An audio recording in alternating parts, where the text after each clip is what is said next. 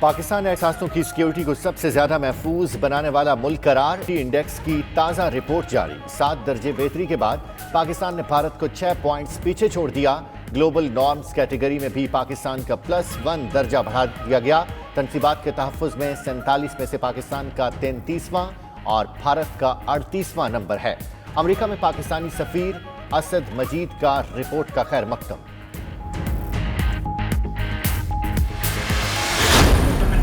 بنیاد اسلام بل 2020 be passed. Now the question is that the Punjab Tahafuz Bunyad Islam bill be passed. Those in favor say aye. Those against say no. I think ayes have it. Ayes have it. Bill is passed. Punjab assembly میں تاریخ ساز تحفظ بنیاد اسلام بل کی منظوری۔ Speaker Pervez الہی کہتے ہیں بل دین کی سربلندی کے لیے سنگ میل ثابت ہوگا۔ خاتم النبیین حضرت محمد مصطفیٰ صلی اللہ علیہ وآلہ وسلم اور دیگر انبیاء کی ناموس کی حفاظت ہو سکے گی۔ خلفائے راشدین، امہات المؤمنین، اہل بیت اور صحابہ کی ناموس کا بھی تحفظ ہوگا۔ وفاق اور صوبے معاملے میں پنجاب کی تقلید کریں۔ آپ کا چیئرمین جو خود ایک زمانے میں جج تھا، اگر اس میں کوئی شرم ہے، اگر اس میں کوئی حیا ہے، اگر اس نے یہ آرڈر پڑھا ہے تو استعفیٰ دو، گھر چلے جاؤ، بند کرو نائب کو، تالے لگا دے اس غیر آئینی غیر جمہوری ادارہ کا جو ہمارا سپریم کورٹ کہتا ہے نائب کو ختم کرے، بند کرے۔ یہ جو کالا قانون پاکستان کی آئین پہ it's a scar on the face of the legal system of Pakistan. Bilawal Bhutto نے چیئرمین نیب جاوید اقبال کے استعفے کا مطالبہ کر دیا۔ کہتے ہیں نیب کو تالا لگائیں اور گھر جائیں، کالا قانون فوری ختم کرنا ہوگا۔ نیب کو مخالفوں کے خلاف استعمال کیا جا رہا ہے۔ حکومتی شخصیات کے مقدمات اور میگا اسکیموں پر نیب ایکشن نہیں لے رہا۔ ادھر اپوزیشن جماعتوں کا نیب کے خاتمے کے لیے بل اور چیئرمین کے خلاف ریفرنس لانے پر غور۔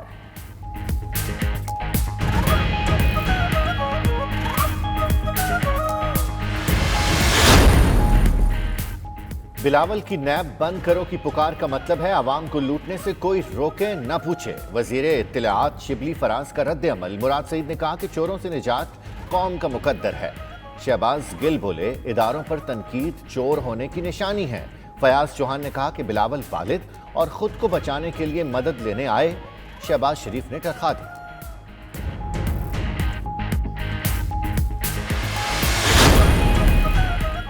Army chief general Qamar Javed Bajwa سے قطر کے سفیر کی ملاقات۔ ISPR کے مطابق ملاقات میں باہمی دلچسپی کے امور اور مختلف شعبوں میں تعاون پر گفتگو کی گئی۔ آرمی چیف کی قطر کے سفیر کو نئی ذمہ داریاں سنبھالنے پر مبارکباد۔ پاک قطر تعلقات میں مزید وسعت کی امید ظاہر کی۔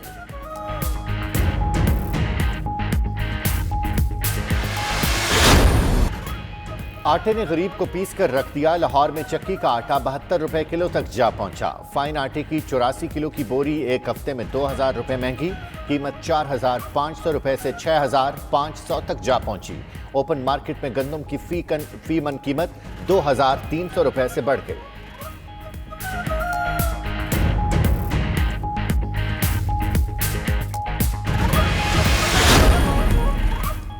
نیپرا کے شوکاز نوٹس کے باوجود کراچی میں لوڈ شیڈنگ ختم نہ ہوئی۔ شہر کے مختلف علاقوں میں بجلی بندش کا دورانیہ 6 سے 8 گھنٹے تک جا پہنچا۔ شہری کہتے ہیں کہ الیکٹرک کے مظالم سے تنگ آ چکے۔ حکومت ادارے کو سرکاری تحویل میں لے۔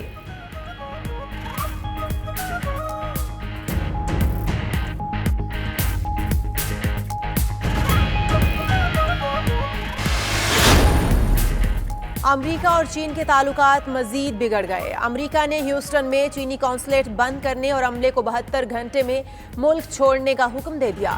چینی وزارت خارجہ نے قونصلیٹ بند کرنے کے اچانک مطالبے کو عالمی قوانین کی سنگین خلاف ورزی قرار دے دیا۔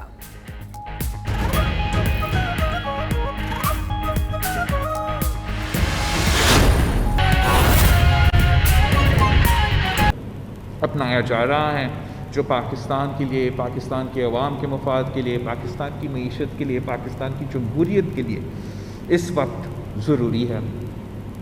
جیسے کہ آپ کو پتہ ہے، اگر ہم پنجاب کا اگزامپل اٹھا کے دیکھیں، پنجاب ڈیزروز بیٹر دین دس۔ جو بھی ہے، جیسے بھی ہے، पाकिस्तान का सबसे बड़ा सूबा में अब 2 साल से ऑन ट्रेनिंग वज़ीर और वज़ीर आला नहीं रख सकते। पर पाकिस्तान के सबसे बड़ा सूबा में जब 100 साल बाद एक इस किस्म का वबा आ जाती है, तो अगर आपका ऑन ट्रेनिंग टीम है, आप अपना ऑन ट्रेनिंग टीम को हटाते हो और कोई एक्सपर्टीज़ के जो लोग हैं उनको लेकर आते हैं। आप अगर उसी से काम लेंगे जो कहता था कि कोरोना कैसे काटता है, तो हाल मेरे पंजाब का यही होगा। और बहुत अफसोस के साथ कहना पड़ता है कि ये सूबा के पास, जिसके पास सबसे ज़्यादा वसाइल है, जिसके पास इतने सारे अपॉर्चुनिटीज़ थे कि वो इस वबा को बाकियों के मुकाबले में बेहतर संभाल ले। वो इस वबा के दौरान पंजाब हुकूमत के पास वो रिसोर्सेज थे कि वो ना सिर्फ एक कामयाब लॉकडाउन कर सकते थे जिसमें गरीब अवाम को, ख़ास तौर पे अगर पीटीआई की फेडरल हुकूमत उनको सपोर्ट करते, वो गरीब अवाम को, वर्किंग क्लास को, मिडिल क्लास को सपोर्ट भी कर सकते थे। अपने डॉक्टर्स को, फ्रंट लाइन वर्कर्स को बाकी सूबों के मुकाबले में बेहतर हेल्थ पैकेज और रिस्क अलाउंस दे सकते थे। टेस्टिंग के लिहाज से पूरे पाकिस्तान को पीछे छोड़ सकते थे, जिससे आपका शराय-ए-मात कम होता, जिससे जो लोग बीमार हो रहे हैं उनका तादाद में कमी होता, जिससे आपके मईशत पे जो असरात हो रहा है इस वबा का वो कम होता। और ये सब कुछ सिर्फ और सिर्फ इसलिए हुआ है कि एक पीटीआई की फेडरल गवर्नमेंट किसी सूबों का मदद करने को तैयार नहीं, और तो जो पंजाब का टीम है वो नाकाम, नालायक और नाअहल है। वो उनमें ये काबिलियत ही नहीं है कि पाकिस्तान का सबसे बड़ा सूबा वो चला ले। क्लास को, मिडिल क्लास को सपोर्ट भी कर सकते थे, अपने डॉक्टर्स को, फ्रंट लाइन वर्कर्स को बाकी सूबों के मुकाबले में बेहतर हेल्थ पैकेज और रिस्क अलाउंस दे सकते थे। टेस्टिंग के लिहाज से पूरे पाकिस्तान को पीछे छोड़ सकते थे, जिससे आपका शराय-ए-मात कम होता, जिससे जो लोग बीमार हो रहे हैं उनका तादाद में कमी होता, जिससे आपके मईशत पे जो असरात हो रहा है इस वबा का वो कम होता।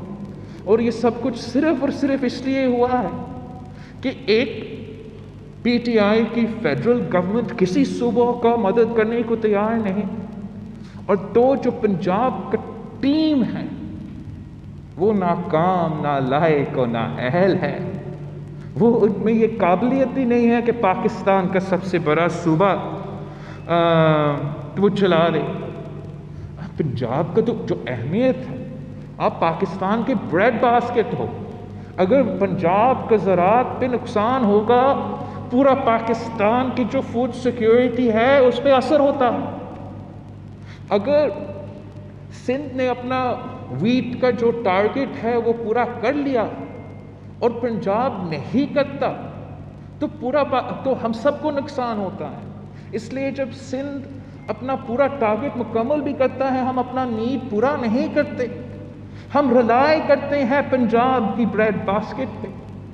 और जिस तरीके से इस हुकूमत ने पंजाब की ज़राअत को तबाह कर दी है, जिस तरीके से जो कह रहे थे कि हम एग्रीकल्चर इमरजेंसी डिक्लेयर करेंगे, कोई इकोनॉमिक एग्रीकल्चर इमरजेंसी पे तो हमें नज़र नहीं आते, लेकिन हमारा किसान तो इमरजेंसी में है।